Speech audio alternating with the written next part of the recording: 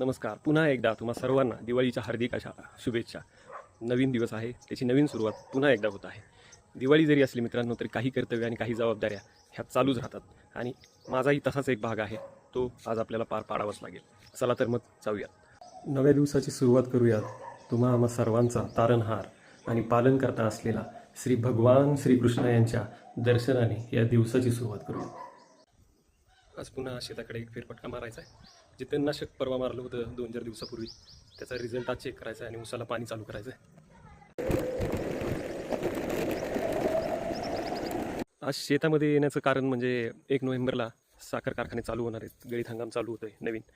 त्यापूर्वी ऊस तुटून जाण्यापूर्वी त्याला काही दिवस पाणी देण्याची गरज असते. त्यासाठी आज मोटर चालू करून काही तुकड्यांना पाणी चालू करायचं आहे. यावेळी पाऊस जास्त असल्यामुळे रानांमध्ये तणाचं प्रमाण पण जास्त होतं. त्यामुळे 4 दिवसापूर्वी तणनाशक मारायला सुरुवात केली होती. ते इथे दिसतंय आपल्याला. त्याचा रिझल्ट आता आपल्याला पाहायला मिळतो. रानामधून तण जळण्यास सुरुवात झालेली आहे.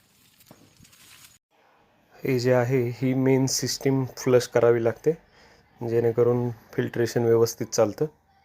सकाळी मोटर आपण चालू केली होती ड्रिपवरती. त्याने तुम्ही पाहू शकता अशा पद्धतीमध्ये पोल निर्माण झालेली आहे रानामध्ये.